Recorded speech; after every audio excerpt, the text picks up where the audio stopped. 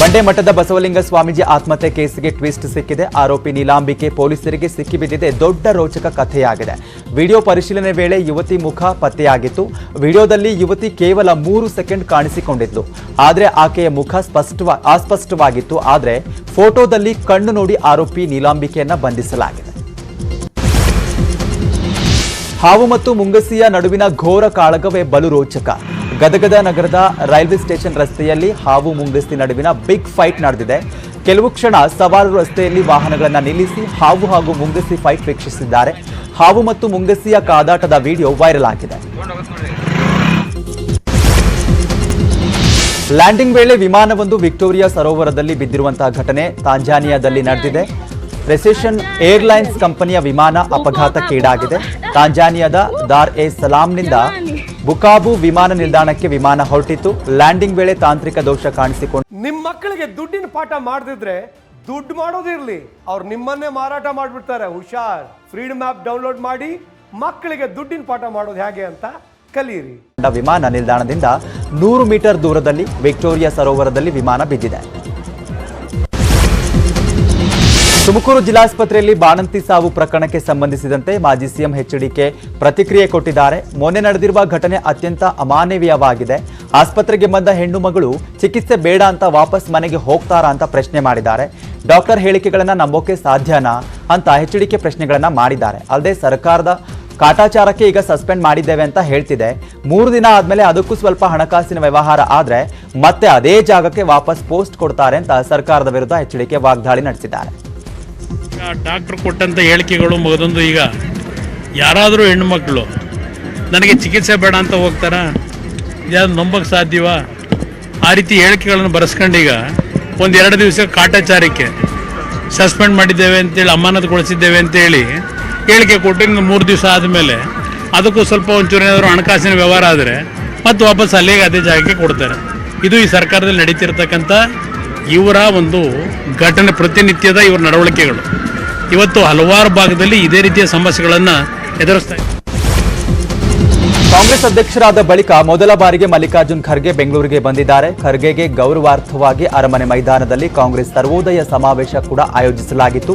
ಕಾರ್ಯಕ್ರಮದಲ್ಲಿ ರಾಜ್ಯ ಕಾಂಗ್ರೆಸ್ ಉಸ್ತುವಾರಿ ರಣದೀಪ್ ಸಿಂಗ್ ಸುರ್ಜೇವಾಲಾ, ಸಿದ್ದರಾಮಯ್ಯ, ಡಿಕೆ ಶಿವಕುಮಾರ್ ಸೇರಿ ಹಲವು ನಾಯಕರು ಭಾಗವಹಿಸಿದ್ರು. ಮಲ್ಲಿಕಾರ್ಜುನ್ ಖರ್ಗೆಗೆ ಬೆಳ್ಳಿ ಗದೆ ನೀಡಿ ಸನ್ಮಾನಿಸಲಾಯಿತು. ಸೇವಾದಳದ ಕಾರ್ಯಕರ್ತರಿಂದ ಸ್ಪೀಕರ್ ಆಗಿದ್ದಂತ ಮಾಲಾರ್ಪಣೆ ಮಾಡಿ ಸನ್ಮಾನ ಮಾಡಬೇಕು ಅಂತ ಪ್ರಾರ್ಥನೆ ಮಾಡಿಕೊಳ್ತೇನೆ. ಈ ಕಡೆ ಬನ್ನಿ.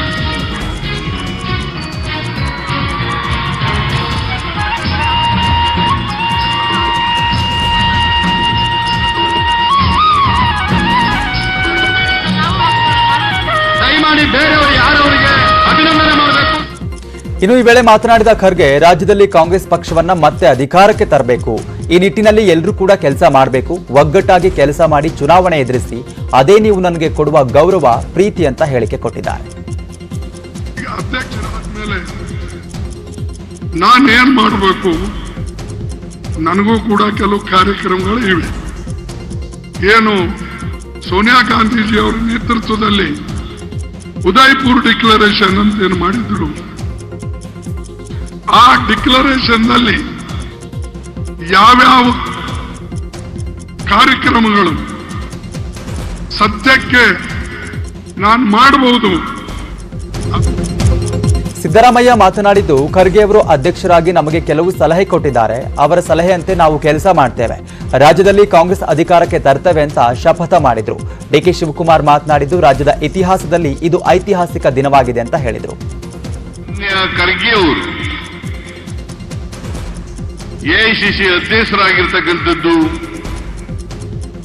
ಕರ್ನಾಟಕದ ಇಡೀ 7 ಕೋಟಿ ಜನರ ಹೆಮ್ಮೆ ಅಂತಕ್ಕಂಥ ವಿಚಾರವನ್ನ ಹೇಳಲಿಕ್ಕೆ ಬಯಸ್ತಾ ಇದ್ದಾರೆ. ಕರ್ನಾಟಕದಲ್ಲಿ 2023ರಲ್ಲಿ ನಡೀತಕ್ಕಂಥ ವಿಧಾನಸಭಾ ಚುನಾವಣೆಯಲ್ಲಿ ಎಲ್ಲ ನಾಯಕರು, ಕಾರ್ಯಕರ್ತರು ಒಗ್ಗಟ್ಟಾಗಿ ಈ ಭ್ರಷ್ಟ ಬಿಜೆಪಿ ಸರ್ಕಾರವನ್ನ ಕಿತ್ತೊಗೆದು ಕಾಂಗ್ರೆಸ್.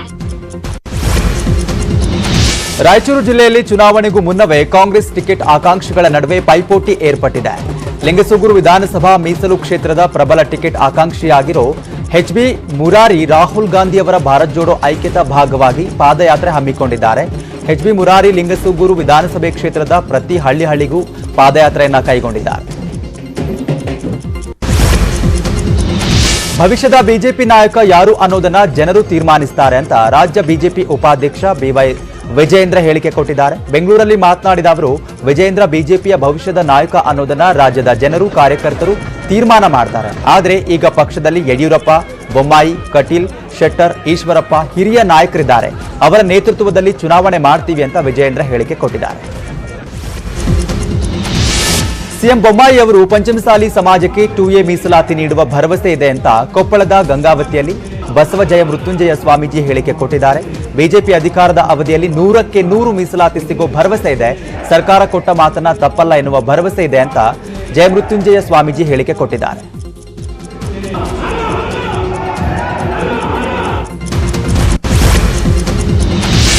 ವಿಜಯಪುರ ನಗರದಲ್ಲಿ ಆರ್ಎಸ್ಎಸ್ ಪಥಸಂಚಲನ ನಡೆಯಿತು. ನಗರದ ಸ್ಯಾಟಲೈಟ್ ಬಸ್ ನಿಲ್ದಾಣದಿಂದ ಆರಂಭವಾದ ಆರ್ಎಸ್ಎಸ್ ಪಥಸಂಚಲನ ಗೋದಾವರಿ ಹೋಟೆಲ್, ಡೋಬೆಲೆ ಗಲ್ಲಿ, ಉಪ್ಪಲಿ ಬುರ್ಜಾ, ಸರಾಫ್ ಬಜಾರ್, ನಾಗೂರು ಕಾಲೇಜ್ವರೆಗೂ ಕೂಡ ಸಾಗಿತು. ಪಥಸಂಚಲನದಲ್ಲಿ ಸಾವಿರಾರು ಗಣವೇಷಧಾರಿಗಳು ಭಾಗವಹಿಸಿದ್ರು. ನಗರದೆಲ್ಲೆಡೆ ಪೊಲೀಸ್ ಬಂದೋಬಸ್ತ್ ಮಾಡಲಾಗಿತ್ತು.